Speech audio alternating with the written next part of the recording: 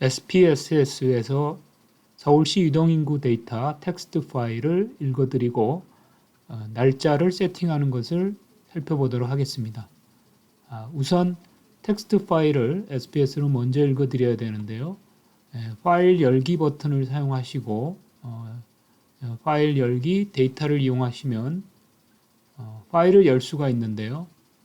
텍스트 파일이 저장되어 있는 경로로 이동을 해서 파일의 유형을 CSV 파일로 변경하시면 확장자가 CSV 파일의 목록들이 보이게 됩니다. 이 중에서 서울시 유동인구 데이터는 fp_202220_01 English라는 파일이 2020년 1월의 데이터고요. fp202002 English 파일이 2월의 유동인구 데이터입니다. 먼저 1월의 데이터를 불려보도록 하겠습니다. 이때 주의하셔야 될 것은 한글이 포함되어 있는 경우에 한글의 인코딩 방식을 지정해 줘야 되는데요. 디폴트는 UTF-8 방식이고 예전의 데이터인 경우에는 이렇게 로컬 인코딩으로 설정해야지만 읽히게 됩니다. 지금은 한글이 포함되지 않은 데이터니까 인코딩은 어떤 방식을 사용하더라도 차이가 없습니다. 그래서 인코딩을 통해서 파일을 열어보도록 하겠습니다. 열기 버튼을 클릭하시면 기본적으로 SPSS는 텍스트 파일을 읽어드리는 위자드가 작동을 하게 되는데요. 이 텍스트 가져오기 위자드 마법사는 6단계로 구성이 되어 있습니다. 첫 번째는 이렇게 화면상에 일부분의 데이터가 보여지면서 이 사전에 이 텍스트 파일을 읽어드리는 형식이 있는지를 물어보는 부분이고요. 우리는 지금 사전 형식이 없기 때문에 그냥 아니오인 상태에서 다음 단계로 스킵을 합니다. 자, 그러면 두 번째는 이 텍스트 파일이 어떠한 형태로 되어 있는지, 구분자가 포함된 파일인지, 고정너비 파일인지, 첫 번째 줄에는 변수 이름이 있는지 등을 이제 물어보게 됩니다. 그래서 CSV 파일은 comma separate variable 파일로 컴마가 구분자로 되어 있는 파일입니다. 그리고 실제 데이터의 일부분이 보여지듯이 첫 번째 줄에는 실제 데이터가 아니라 변수의 이름들이 보이시죠? 그렇기 때문에 실제 데이터 파일은 이 두 번째 줄부터 있게 됩니다. 그래서 첫 번째 줄에 변수 이름이 포함되어 있습니다. 그래서 변수 이름이 포함되어 있는 yes가 선택하면 되니까요. 두 번째 단계도 그냥 우리가 다음으로 넘기시면 됩니다. 자, 세 번째 단계는 앞에서 얘기한 대로 실제 데이터가 몇 번째 줄부터 있는지를 확인하는 단계입니다. 그래서 두 번째 줄서부터 실제 데이터가 있고 화면에는 보이지 않습니다만은 줄을 넘김의 기호가 매 줄 끝에 포함이 되어 있습니다. 그래서 줄이 바뀐다는 것은 새로운 케이스라는 것을 의미하고 있습니다. 그리고 이제 전체 케이스의 데이터를 갖고 오겠다는 뜻이고요. 그래서 세 번째 단계도 설정을 바꿀 필요 없이 그냥 다음으로 넘어가도록 하겠습니다.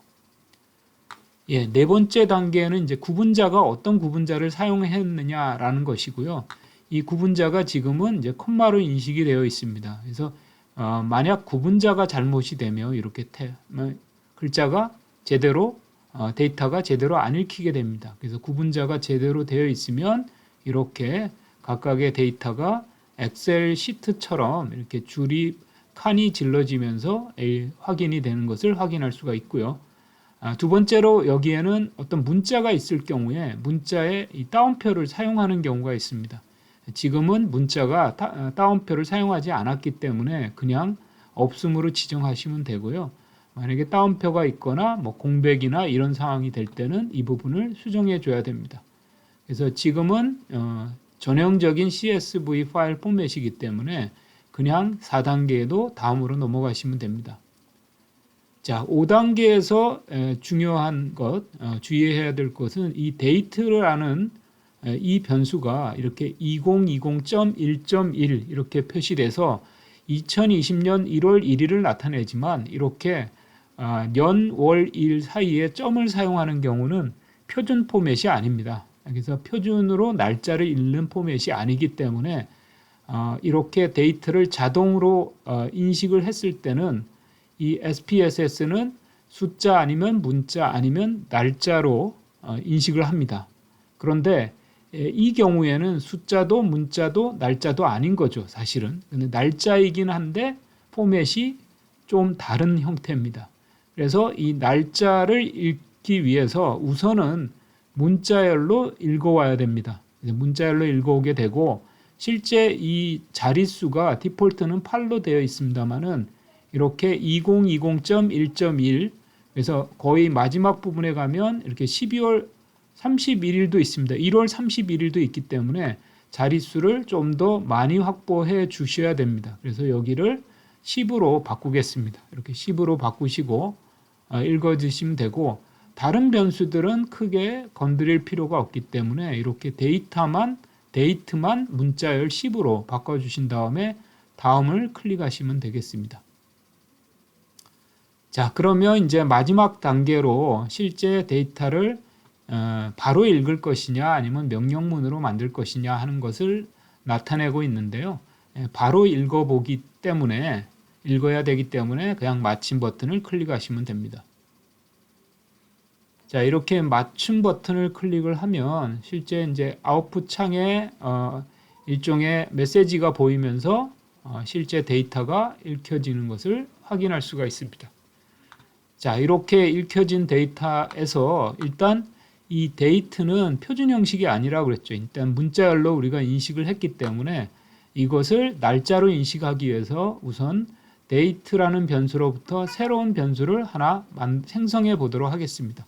그래서 새로운 변수를 생성하기 위해서 변환 메뉴에 변수 계산을 클릭하시고 변수 계산 대화 상자에서 새로운 변수의 이름을 date2라고 입력하시고 기존의 이 데이트 변수의 이 점이라는 값 대신에 표준 날짜 포맷에서 가장 많이 사용하는 슬래시로 대체를 하겠습니다. 이렇게 문자의 일부분을 대체하는 그런 함수는 replace라는 함수인데요. 이 replace라는 함수는 이 오른쪽에 함수 집단에 보시면은 문자 함수 부분에 있습니다. 문자 함수에서도 굉장히 많은 함수들이 있는데요. 이 중에 이제 replace라는 함수를 사용하시면 되고요. 이 replace 함수는 이렇게 위로 클릭을 하면 첨자를 3개를 입력하도록 되어 있습니다. 그래서 첫 번째는 replace 할 대상이 되는 거니까 여기에서는 date라는 변수를 선택해 주시면 되고요. 두 번째 물음표 부분에다가는 우리가 바꾸기 전에 문자열을 표시해 줘야 됩니다. 그래서 우리는 점을 바꾸려고 하는 건데 이 점이 문자이기 때문에 점 양쪽에 인용부호를 표시하셔야 됩니다. 그래서 싱글 따옴표 이렇게 싱글 따옴표 점 싱글 따옴표 이렇게 닫아주시면 됩니다. 그러면 점이라는 문자를 내가 replace 하겠다는 뜻이고 그 다음에 물음표에다가는 내가 바꾸고자 하는 문자를 표시해 주시면 됩니다. 역시 마찬가지로 싱글 따옴표로 해서 슬래시로 이렇게 바꾸겠습니다.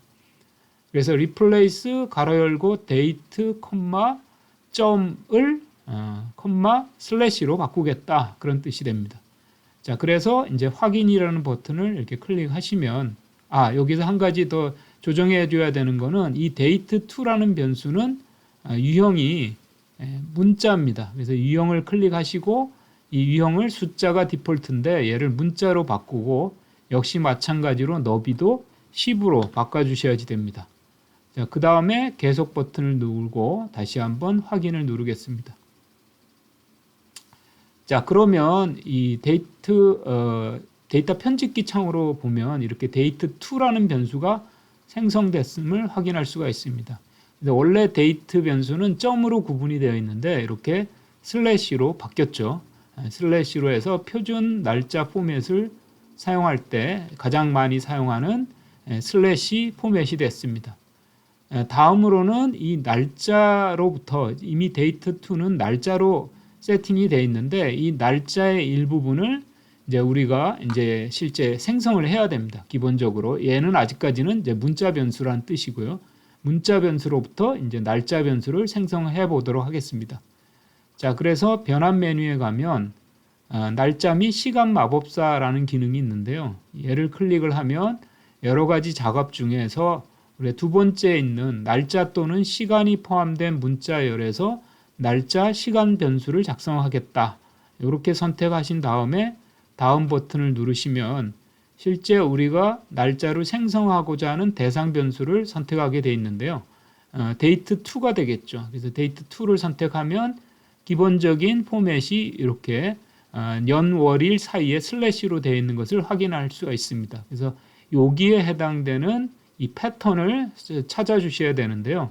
밑으로 좀 스크롤해서 내려가 보면 이렇게 YYYY 슬래시 MM 슬래시 DD라는 포맷을 찾을 수가 있습니다. 그러면 이 표본값과 일치되는 패턴을 찾은 것이죠.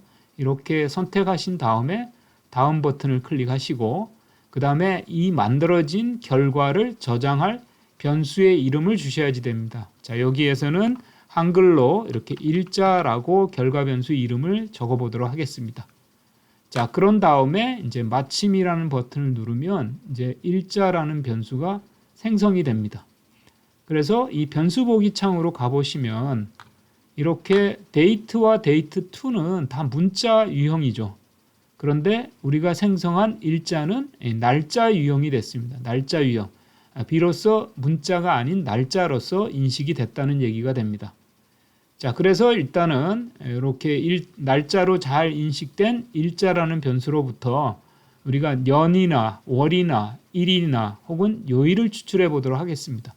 우선 연을 추출하려면 이렇게 변환 메뉴에 가시고 날짜 및 시간 마법사를 선택하시고 이번에는 날짜 또는 시간 변수의 일부 추출이라는 것을 선택하시고 다음 버튼을 클릭하신 다음에 여기 날짜 또는 시간에 우리가 생성한 일자라는 변수를 선택하시면 되고요. 추출 단위를 이렇게 연으로 하신 다음에 다음을 누르시면 되겠습니다. 그리고 연을 저장할 변수의 이름을 주는데요. 우리는 여기서 영어로 YEAR이라고 해보겠습니다. 자, 이런 다음에 마침을 클릭을 하면 자, 이렇게 일자 변수에서 연 2020년을 이렇게 추출한 year라는 변수가 생성이 됐습니다. 자, 동일한 요령으로 이번에는 이제 월을 생성해 보겠습니다. 월을 생성할 때 역시 마찬가지로 일자를 선택하시고 여기를 월로 바꾸신 다음에 다음을 클릭하시고 결과 변수 이름은 month라고 이렇게 입력해 보겠습니다. 그 다음에 이렇게 마침을 누르면 이렇게 month가 추출이 돼서 1월이 이제 추출이 된 거죠. 그 다음에는 요일을 동일한 요령으로 한번 해보겠습니다. 일이죠. 일. 그래서 날짜 및 시간 마법사에서 날짜 또는 시간 추출을 선택하시고 일자라는 변수를 선택하시고 여기를 1로 바꾸신 다음에 결과 변수 이름을 이렇게 day라고 한번 입력해 보겠습니다. SPSS는 대소문자는 구분하지 않기 때문에 대문자 DAY와 소문자 DAY는 똑같은 변수로 인식이 됩니다. 자, 이 31일이 이제 추출이 됐죠. 자, 이번에는 동일한 이 날짜 시간 마법사를 통해서 요일을 추출해 보겠습니다. 요일. 그래서 여기 추출 단위를 이렇게 쭉 내려가시면 이렇게 요일이라는 게 있습니다. 요일이라는 걸 선택하시고 다음을 누르시고 결과 변수를 weekday라고 이렇게 표시를 해 보겠습니다. 그 다음에 이제 이렇게 마침을 누르면 자, 이 weekday라는 변수가 생성됐는데요. 이 weekday는 1, 2, 3, 4, 5라는 그 숫자하고 그 숫자 값이 이게 Monday, Friday, Wednesday 이렇게 표시되어 있는 겁니다. 그래서 weekday에 대한 빈도 분석을 한번 해보면 기술 통계량의 빈도 분석을 하고 우리가 weekday를 이렇게 한 다음에 실행을 눌러보면 결과가 이렇게 Sunday, Monday, Tuesday, Wednesday 이런 식으로 해서 표시가 되는 것을 확인할 수가 있습니다. 자, 이렇게 되면 우리가 기본적으로 텍스트 파일을 읽어왔고 텍스트 파일로부터 연, 월, 일을 생성하고 요일을 생성하는 과정까지 살펴봤습니다. 다음은 이 데이터가 실제적으로 이렇게 연 단위, 월 단위, 일 단위의 유동 인구를 나타내고 있죠. 그래서 이 첫 번째 케이스는 2020년 1월 1일 수요일에 0시부터 1시까지 0이라고 표시되어 있는 것은 0시부터 1시를 뜻합니다. 70대 여성의 이 중구에 있는 서울 중구에 있는 70대 여성이 약 7,910명이었다는 뜻이죠. 이렇게 해서 특정한 요일에 특정한 일자에 특정한 시간대에 특정한 구에 있는 사람들의 유동인구 숫자를 나타내는 것이 이 데이터죠.